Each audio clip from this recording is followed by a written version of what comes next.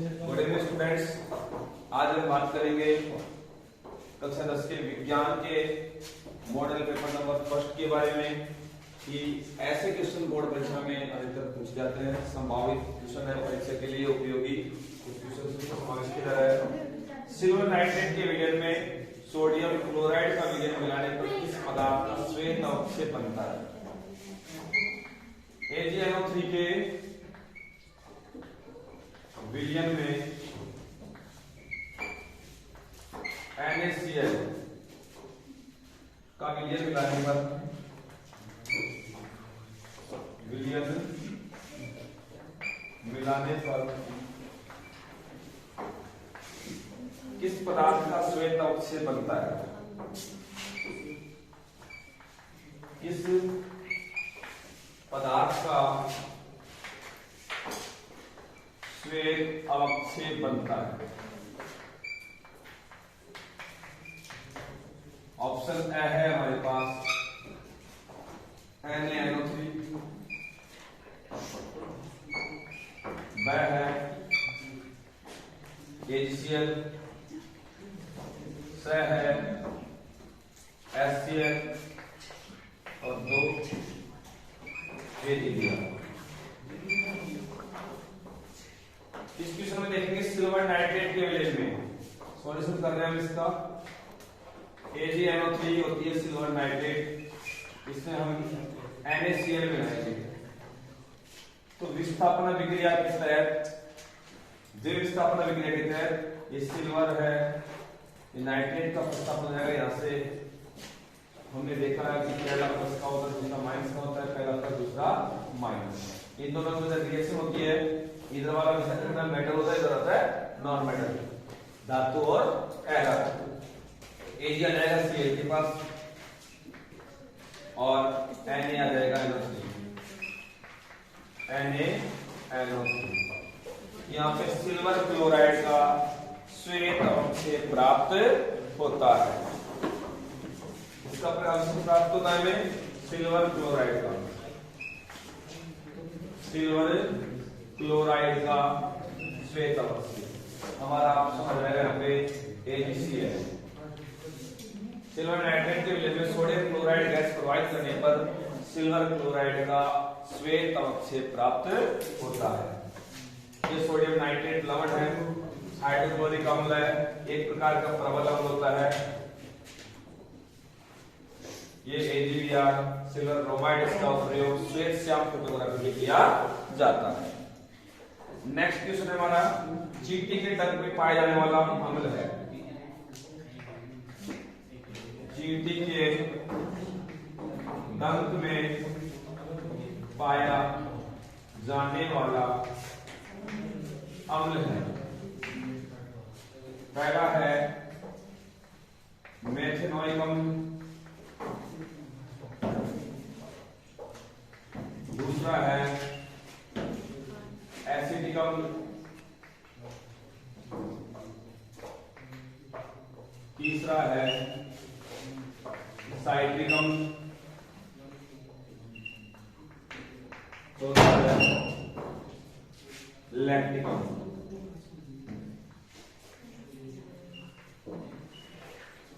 ध्यान दे, चींटी के डंक में, चींटी हो, बिच्छू हो, ततैया हो, कांटा हो, इनके डंक में, डाक का पता उसमें कांटे होते हैं, इनके डंक में मेथेनोइक अम्ल पाया जाता है। इसका दूसरा नाम फॉर्मिक अम्ल भी है। मेथेनोइक अम्ल का व्युत्पन्न नाम होता है फॉर्मिक अम्ल। इससे आयुर्वेदिक नाम मेथेनोइक अम्ल है और व्युत्पन्न नाम होता है इसका फॉर्मिक अम्ल। फॉर्मिक का नाम की चींटी के अंदर से स्त्राव होता है, इसलिए इसका नाम रख दिया गया फॉर्मिक अम्ल। एसिटिक अम्ल सिरके में पाया जाता है, सिरका जिसे विनेगर कहते हैं, इसमें पाया जाता है। इसका प्रयोग हम खाने को खराब होने से बचाने के लिए अचार, मुरब्बा आदि में डालते हैं। साइट्रिक अम्ल नींबू, संतरा में पाया जाता है। लैक्टिक अम्ल दही में पाया जाता है। दही में पाए जाने वाला लैक्टोबैसिलस जीवाणु होता है, जो लैक्टिक अम्ल को, लैक्टोबैसिलस नामक जीवाणु दूध को दही में बदलता है। कौन सा जीवाणु? लैक्टोबैसिलस बैक्टीरिया है जो मिल्क को कन्वर्ट करता है कर्ड में। थर्ड क्वेश्चन है आपके ट्राइलोबाइट हेड।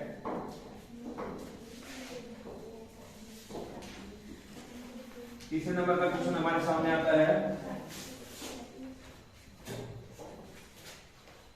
सबसे कठोर प्राकृतिक पदार्थ है, सबसे कठोर प्राकृतिक पदार्थ है, सबसे कठोर प्राकृतिक पदार्थ है दिए गए ऑप्शनों में से। पहला है हमारे पास ग्रेफाइट, वह है हीरा, स है लिथियम और वह है गैलियम। यहां पे हमें जो दिखाई दे रही है सबसे कठोर प्राकृतिक पदार्थ हमारे पास हीरा होता है। ये कार्बन का अपरूप है, क्रिस्टलीय अपरूप। हीरा कार्बन का क्रिस्टलीय अपरूप है। ग्रेफाइट भी कार्बन का अपरूप है, क्रिस्टलीय अपरूप। हमने पढ़ा क्रिस्टलीय अपरूप किसे कहते हैं, कार्बन के वे अपरूप जिनकी ज्यामितीय संरचना निश्चित होती है उन्हें क्रिस्टलीय अपरूप कहते हैं। इनका मतलब स्ट्रक्चर फिक्स होती है इनकी। ग्रेफाइट विद्युत का सुचालक होता है, हीरा विद्युत का कुचालक होता है। ग्रेफाइट में एक कार्बन 3 अन्य कार्बन परमाणु के द्वारा जुड़ा हुआ होता है। चौथा कार्बन अयुग्मित इलेक्ट्रॉन के द्वारा होता है, इसमें 2 बल होते हैं, इसलिए एक मुक्त इलेक्ट्रॉन पाया जाता है। इस कारण ग्रेफाइट विद्युत का सुचालक होता है। जबकि ग्रेफाइट का सुचालक होता है, हीरा विद्युत का कुचालक होता है। यहाँ पे प्रत्येक कार्बन 4 अन्य कार्बन परमाणु के द्वारा जुड़ा हुआ होता है, इसलिए इसके पास कोई मुक्त इलेक्ट्रॉन नहीं पाया जाता। ये त्रिविम संरचना बनाती है। ग्रेफाइट षटकोणीय वलय का निर्माण करता है। लिथियम, सोडियम, पोटेशियम ये अत्यधिक नरम धातुएं होती हैं, इनको आसानी से चाकू की सहायता से काटा जा सकता है। ये प्रथम वर्ग में, आवास सारणी के अंदर प्रथम वर्ग में आती है। इन्हें क्षार धातुएं भी कहते हैं। कौन धातुएं? क्षार धातुएं। लिथियम को क्षार धातुएं भी कहा जाता है। हम हर क्वेश्चन के बारे में जो डिटेल्स है वो भी कलेक्ट करेंगे। मान लो क्वेश्चन परीक्षा में और कुछ आए, संभावित प्रश्न है, उनके बारे में हम चर्चा कर रहे हैं। गैलियम, गैलियम और सीजियम ऐसी धातुएं होती हैं, इनको कमरे के ताप पर रखते हैं तो पिघलने लग जाती है। कौन सी मेटल्स?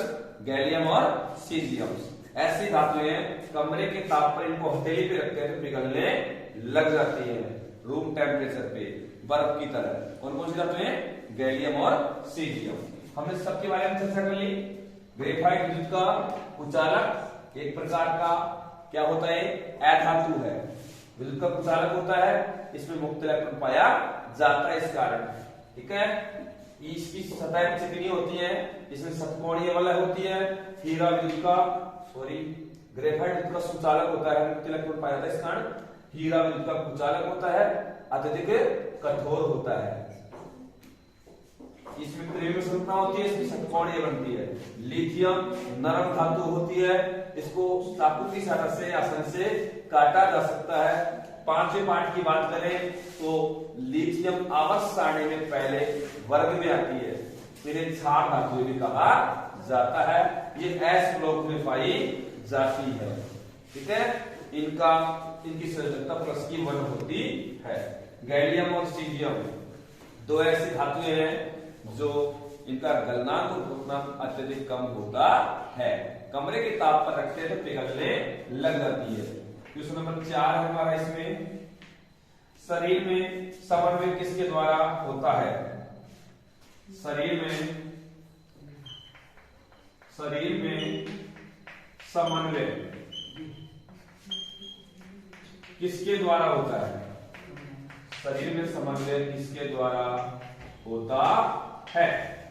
समन्वय का मतलब होता है एक प्रकार का नियंत्रण। किसी चीज को हम जो भी वर्किंग करते हैं सब चीजों का नियंत्रण किसके द्वारा होता है?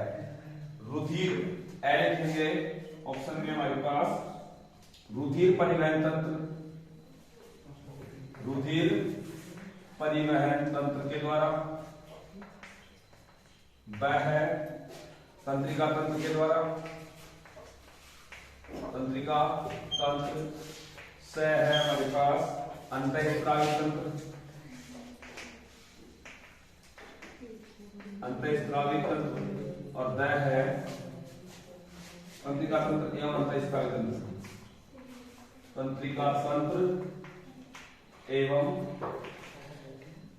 अंतःस्रावी तंत्र। देखिए रुधिर परिवहन, रुधिर का परिवहन हमारी शिराओं धमनियों के द्वारा होता है, जिनका परिवहन हृदय में होकर होता है। यानी हमारा शरीर दोहरा प्रसंचन तंत्र होता है मानव में, इससे कोई समन्वय नहीं होता है, एक रुधिर का वहन करने का कार्य करता है नलिकाओं के द्वारा। तंत्रिका तंत्र हमारे शरीर में जो तंत्रिकाएं होती हैं उनका एक विशेष जाल होता है, उनका समूह होता है, उसे तंत्रिका तंत्र कहते हैं। यानी समस्त शरीर की जो सूचनाएं होती हैं उनको नियंत्रित करने का कार्य तंत्रिका तंत्र का होता है। उद्दीपन के प्रति बाह्य वातावरण में कोई परिवर्तन आता है उसके प्रति अनुक्रिया करने में सहायक होता है तंत्रिका तंत्र, जो हमारे मस्तिष्क में पाया जाता है। नेक्स्ट आता है अंतःस्रावी तंत्र।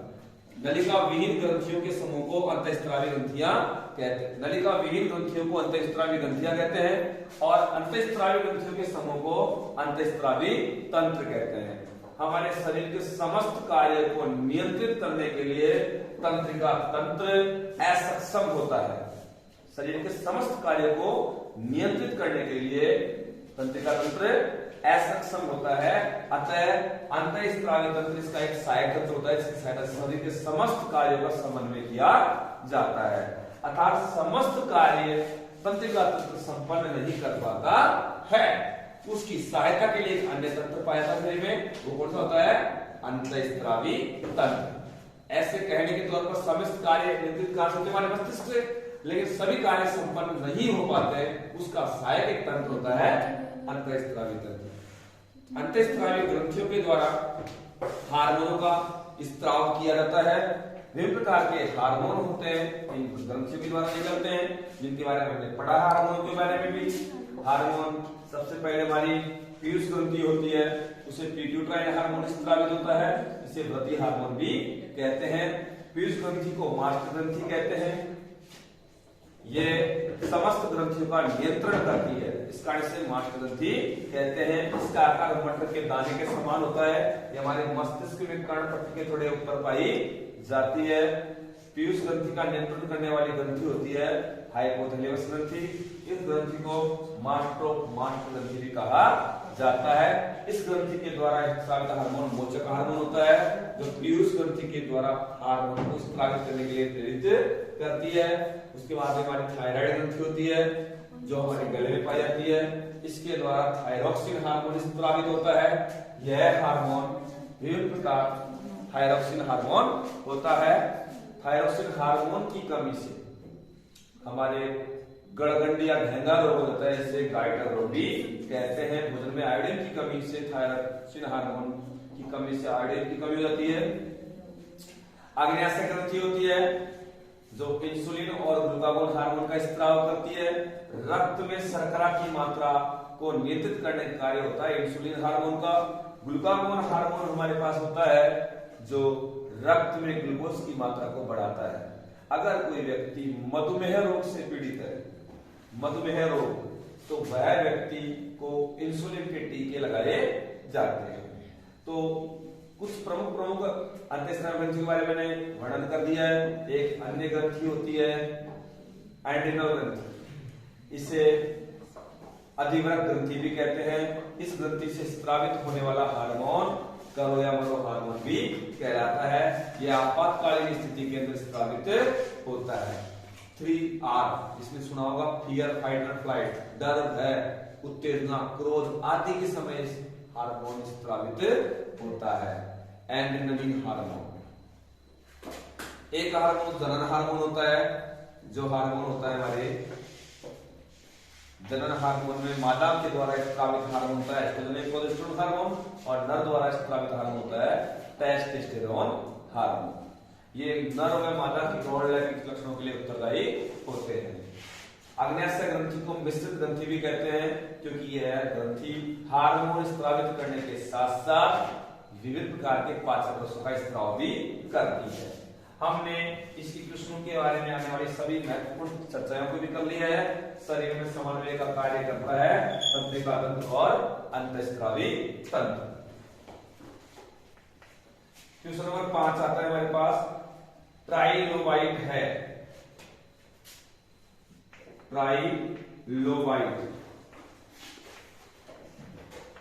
ट्राइलोबाइट है जीवाश्म एकशेरुकी, जीवाश्म एकशेरुकी,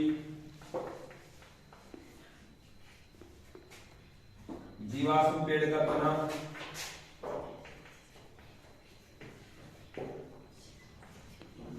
जीवाश्म पेड़ का तना, जीवाश्म मछली,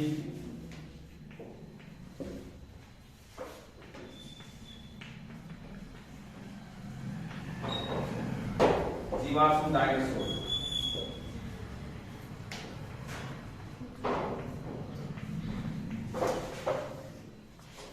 तो ट्राइलोबाइट आ जाएगा आपके जीवाश्म एकशेरुकी को ट्राइलोबाइट कहते हैं। मतलब जीवाश्म एकशेरुकी से संबंधित है ट्राइलोबाइट। ये तना वगैरह पेड़ डायनासोर के जीवाश्म इनके बारे में देखा है, ये हमने पढ़ा है। जीवाश्म किसे कहते हैं? सजीवों के जो अवशेष भूगर्भ में से हमें प्राप्त होते हैं। सजीवों के जो अवशेष हमें भूगर्भ से प्राप्त होते हैं।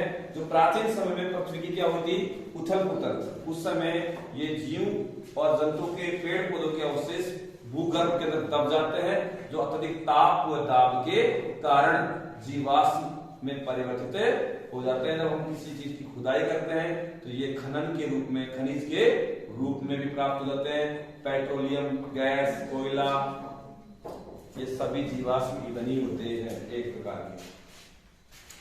किसी समतल दर्पण पर प्रकाश की किरण अभिलंबवत आपतित होती है तो परावर्तन कोण का मान होता है।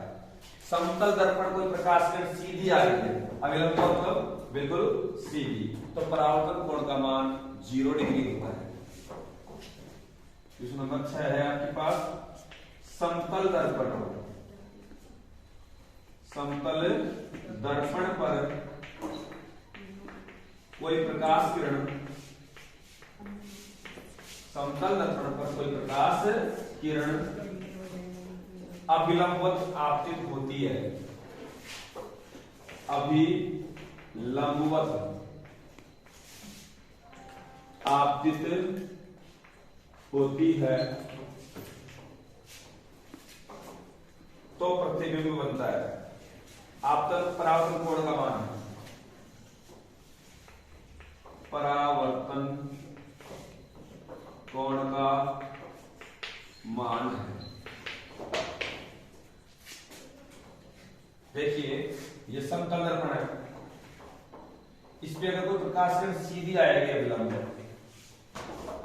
तो जितना कोण बना 90 डिग्री पे आ रही है तो अभिलंब पर 90 डिग्री, अभिलंब पर 90 डिग्री आएगी दर्पण में जाएगी, लेकिन अभिलंबवत आती है तो वो 0 डिग्री कोण पर परावर्तित हो जाती है, यानी पुनः उसी दिशा में लौट जाती है। समतल दर्पण के बारे में भी बात कर लेते हैं। हम समतल दर्पण किसे कहते हैं? हम इस मॉडल पेपर के साथ साथ इसमें आने वाले जो विशेष क्वेश्चंस है उनके बारे में चर्चा कर रहे हैं, ताकि आपको इस मॉडल पेपर से संबंधित कोई अन्य क्वेश्चन आ रहे हैं वो भी आपको क्लियर हो जाए। इसलिए समझना है बिल्कुल ध्यान से। वीडियो में अगर किसी समस्या है दोबारा आप इसको पॉज करके देख सकते हैं किसी क्वेश्चन में, और आपको स्पीड ज्यादा लग रही है तो आप उसको स्पीड को डाउन भी करेंगे, क्योंकि पेपर काफी खींचना है एग्जाम के लिए, इसलिए मैं थोड़ा स्पीड में पढ़ा रहा हूं। समतल दर्पण कहते हैं ऐसा दर्पण जिसका परावर्तक पृष्ठ समतल हो, समतल दर्पण कहलाता है। ऐसा दर्पण जिसका परावर्तक पृष्ठ समतल हो, समतल दर्पण कहलाता है। समतल दर्पण में, समतल दर्पण की चर्चा कर रहे थे, सबसे पहले तो आपको पता होना चाहिए दर्पण क्या होता है।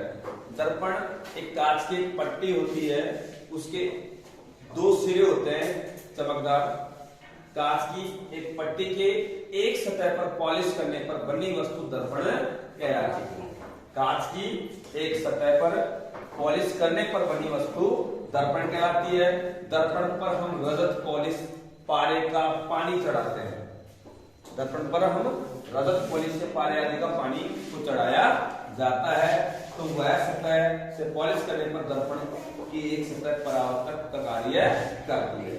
इस सतह पर हमने पॉलिश कर दी, ये इधर वाली सतह परावर्तक कार्य करती है, तो ये समतल होगी तो दर्पण होगा समतल। अब समतल दर्पण में प्रतिबिंब कैसे बनते हैं ये भी आपको पता होना चाहिए। समतल दर्पण में हमेशा प्रतिबिंब आभासी व सीधा बनता है। समतल दर्पण में प्रतिबिंब हमेशा आभासी व सीधा बनता है। वस्तु दर्पण से जितना आगे होती है, प्रतिबिंब दर्पण के उतना ही पीछे बनता है। समतल दर्पण पर प्रतिबिंब वस्तु के जितना आगे होता है, वस्तु दर्पण से जितनी आगे होती है उतना ही पीछे बनता है। समतल दर्पण में वस्तु का बायां भाग दायां दिखाई देता है और दायां भाग बायां दिखाई देता है। इस कारण इस परावर्तन को पार्श्व परावर्तन भी कहते हैं। समतल दर्पण का उपयोग कहां करते हैं? समतल दर्पण का उपयोग चेहरा देखने के लिए किया जाता है। समतल दर्पण का उपयोग जो मिठाई आदि की दुकानें होती है, शोरूम वगैरह होते हैं, उनके अंदर सजावटी सामानों को दिखाने के लिए किया जाता है। समतल दर्पण का उपयोग बहु प्रतिबिंबता दर्शाने के लिए किया जाता है। यानी एक वस्तु के एक से ज्यादा चित्र दिखाने हो तो उसको तीन और से कांच से ढक दे, यानी सामने कांच और दोनों साइडों में कांच लगा देंगे, उस व्यक्ति के जहां तक वो देख सकता है उतनी दूर तक उसके प्रतिबिंब दिखाई देंगे। यानी किसके रूप में? बहु प्रतिबिंबता के रूप में समतल दर्पण का प्रयोग किया जाता है। अगला उपयोग, गाड़ियों में जब बैठते हैं तो गाड़ी का जो ड्राइवर होता है उसकी सामने कांच होता है, यानी ड्राइवर अपने पीछे बैठी हुई वस्तु को देखने के, पीछे बैठे हुए व्यक्तियों को देखने के लिए समतल दर्पण का प्रयोग करता है। तो समतल दर्पण की डिटेल हमारे पास हो चुकी है। तो इस प्रश्न का आंसर हो जाएगा 0 डिग्री पर परावर्तन होता है जब दर्पण पर कोई प्रकाश किरण अभिलंबवत यानी सीधा 90 डिग्री प्राप्त होती है तो पुनः उस दिशा में लौट जाती है। नेक्स्ट प्रश्न है हमारा,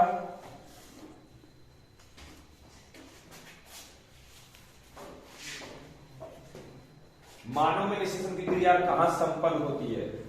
मानव में निषेचन की क्रिया कहां संपन्न होती है?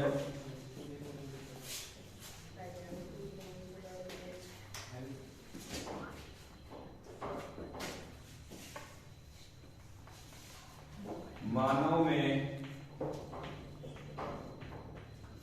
निषेचन की क्रिया कहां संपन्न होती है? पहला है गर्भाशय में,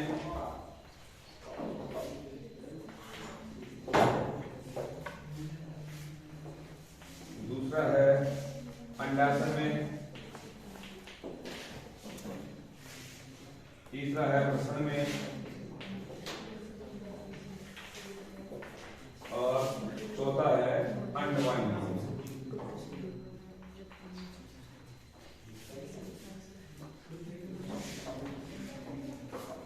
देखिए, मानव में निषेचन की प्रक्रिया अंडवाहिनी में संपन्न होती है। निषेचन की क्रिया अंडवाहिनी में संपन्न होती है। अंडवाहिनी क्या होती है? ऐसी नलिका जो अंडाणुओं का वहन करती है, अंडवाहिनी कहलाती है। गर्भाशय मादा के अंदर पाया जाता है, ये मादा का अंग है, जनन अंग। गर्भाशय के अंदर भ्रूण का परिवर्तन होता है, गर्भाशय के अंदर ही भ्रूण परिवर्तन करता है और विभिन्न प्रकार के पोषण प्राप्त करता है। अंडाशय, जिस स्थान पर मादा के अंदर अंडाणु रखे हुए होते हैं उन्हें अंडाशय कहते हैं। वृषण, नर के जो नर के अंदर शुक्राणुओं का निर्माण होता है वसंत के अंदर। यह एक जोड़ी के रूप में शरीर के बाहर की ओर स्थित होते हैं और अंडवाहिनी अंडाणु का वहन करती है। ये आएगा निषेचन क्रिया मादा के अंदर अंडवाहिनी में संपन्न होती है। प्रकीर्णित प्रकाश का वर्ण निर्भर करता है। प्रकीर्णित प्रकाश का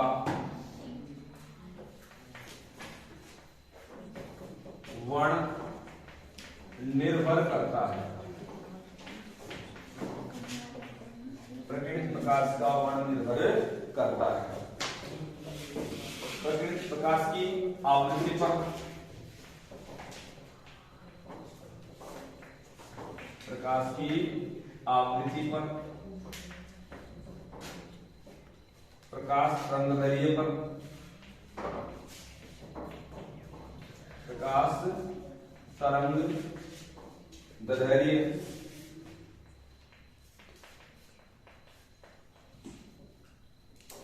प्रकीर्णन करने वाले कणों के आकार पर,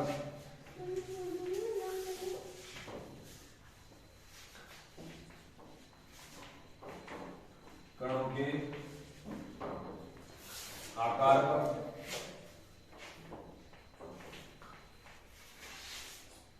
इनमें से कोई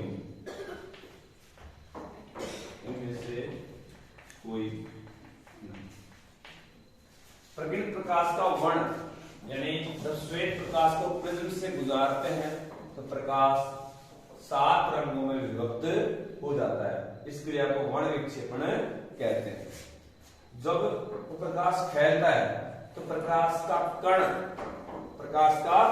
कण उसके आकार पे प्रकीर्णित प्रकाश का वर्ण निर्भर करता है। प्रकाश प्रकीर्णन करने वाले कणों के आकार उसका वर्ण निर्भर करता है। प्रकाश की आवृत्ति जानते हो कि प्रकाश कितनी बार गुजरता है, कोई वो नहीं है इसमें। आवृत्ति का मात्रक जानते हो, हर्ट्ज होता है। आवृत्ति का मात्रक हर्ट्ज होता है। यहाँ पे इस टॉपिक से संबंधित कोई ऐसा इतना ज्यादा क्वेश्चन में नहीं आएगा अपने बोर्ड में।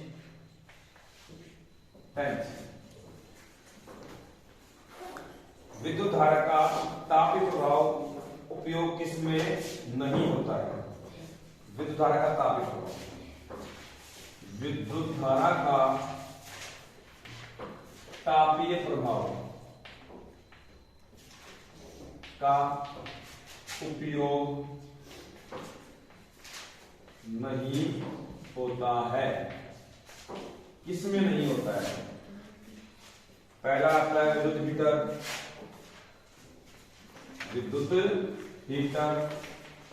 दूसरा है विद्युत इस्त्री,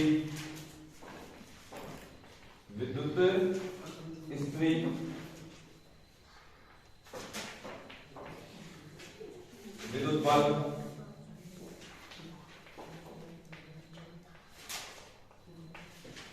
विद्युत पंखा।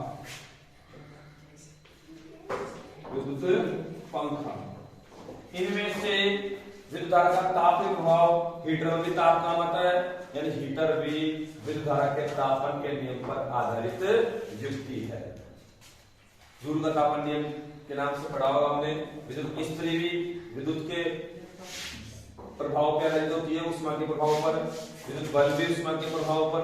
विद्युत धारा का तापीय प्रभाव है, जूल का तापन नियम हमने पढ़ा था। यदि इस चालक तार के अंदर एक ऐसे विशुद्ध प्रतिरोध का प्रयोग किया जाए, किसी चालक तार में एक ऐसे विशुद्ध प्रतिरोध का प्रयोग किया जाए कि चालक की समस्त विद्युत ऊर्जा उसमें ऊर्जा में परिवर्तित हो जाए, विद्युत धारा का तापीय प्रभाव कहलाता है। मोटे तौर पर कहने का मतलब यह है कि सारी विद्युत ऊर्जा बदल जाए उष्मीय ऊर्जा में, वो होता है विद्युत धारा के तापीय प्रभाव। विद्युत धारा का तापीय प्रभाव जूल के तापन नियम से भी जाना जाता है, यानी विद्युत हीटर में सारी बिजली गायब हो जाती है उष्मा में। विद्युत इस्त्री में भी जितनी बिजली जाती है विद्युत धारा वो भी उष्मा में बदल जाती है। विद्युत बल्ब में जो भी लट्टों में लाइट जाती है, विद्युत जाती है, वो एक प्रकाश में परिवर्तित है। प्रकाश जलने के बाद में होता है प्रकाश, लेकिन विद्युत पंखा होता है ये ताप के ऊपर आधारित युक्ति नहीं है। यहाँ पे जैसे धारा प्रवाहित करते हैं ताप थोड़ी आता है, ताप नहीं आता है, हवा आती है।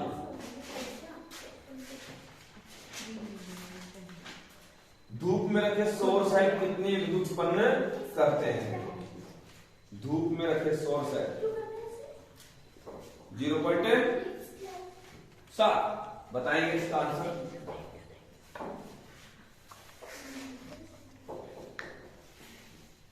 आपके प्रकाश, ये पर्यावरण वाले चैप्टर में क्वेश्चन है आपके। धूप में रखे सौर सेल कितनी मतलब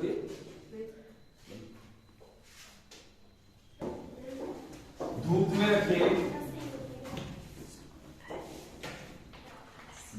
रखे सौर सेल से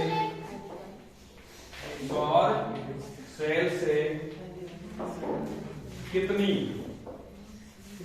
विद्युत उत्पन्न हो सकती है? विद्युत उत्पन्न हो सकती है। ये फिगर वाला क्वेश्चन होगा, सिंपली कर दो आप इसका आंसर 0.7 वाट। कितना होगा? 0.7 वाट। आर श्रृंखला में कितनी ऊर्जा एक कोषीय स्तर से दूसरे कोषीय स्तर में स्थानांतरित होती है? आहार श्रृंखला में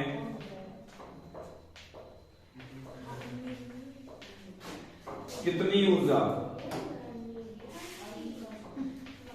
एक कोषीय स्तर से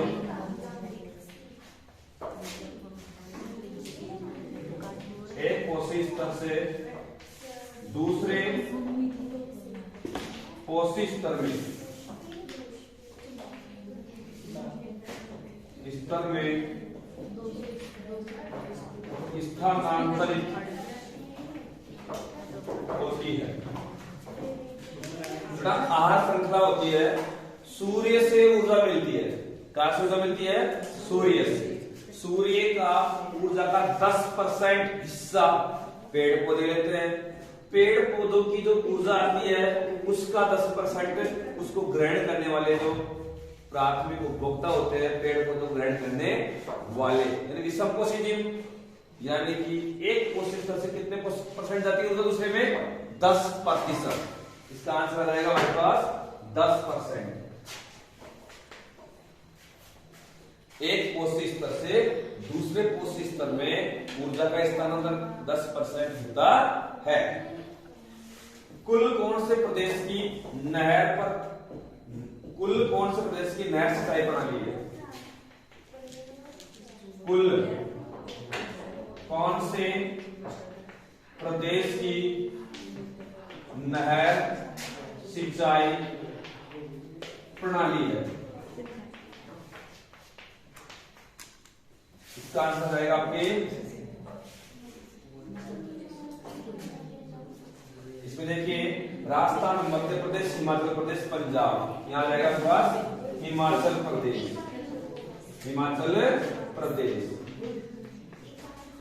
राजस्थान में नहर सिंचाई करने वाली किसके नाम जानी जाती है? राजस्थान में नहर सिंचाई प्रणाली किस नाम जानी जाती है? जोर से बोले।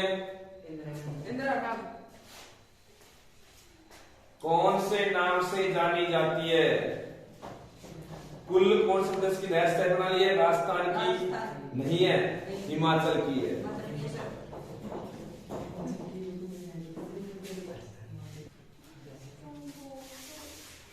कार्बन का वह रूप, कार्बन का वह अपर रूप जिसमें कार्बन परमाणु फुटबॉल के रूप में व्यवस्थित होते हैं। फुटबॉल के रूप में व्यवस्थित रहते हैं। देखिए भाई, कार्बन का वह अणु जिसमें फुटबॉल की जैसी संरचना होती है, फुलरेन होता है। कौन है? फुलरेन।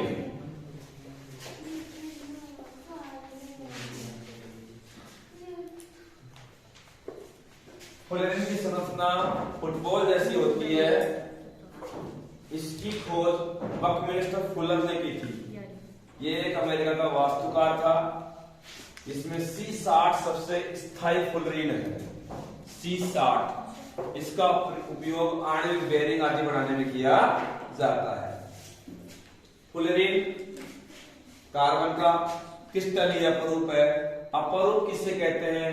पढ़ाया हमने पहले भी किया है कि वे कार्बन के वे रूप जिनके भौतिक गुण भिन्न भिन्न हो और रासायनिक गुण समान हो, अपरूप कहलाते हैं। किसी पदार्थ के वे रूप जिनके भौतिक गुण भिन्न भिन्न लेकिन रासायनिक गुण समान हो, अपरूप कहलाते हैं। ये होगा इसका पहला। दूसरा है आधुनिक आवर्त सारणी में टेढ़ी मेढ़ी रेखा पर आने वाले तत्व कहलाते हैं। आधुनिक आवर्त सारणी में टेढ़ी मेढ़ी संरचना पर आने वाले टेढ़ी मेढ़ी रेखा पर आने वाले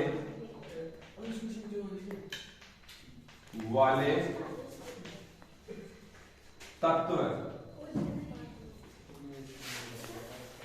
कहलाते हैं।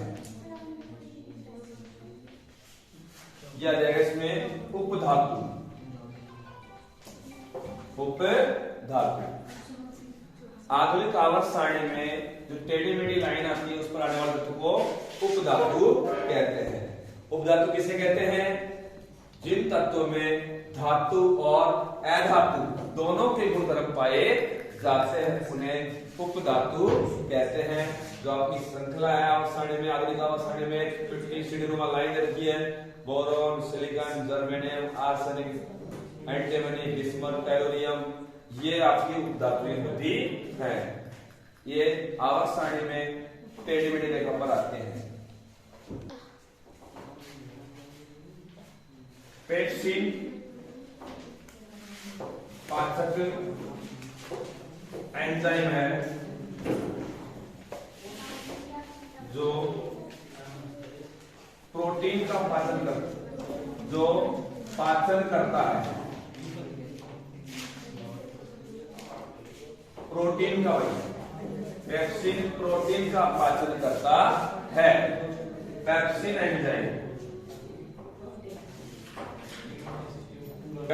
एंजाइम किसका पाचन करता है? प्रोटीन का पाचन करता है। मादा में द्वितीयक लैंगिक लक्षणों का नियमन करता है। मादा में द्वितीयक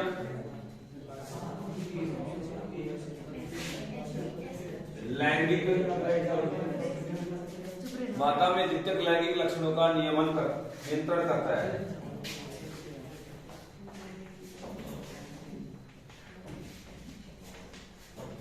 नियंत्रण करता है।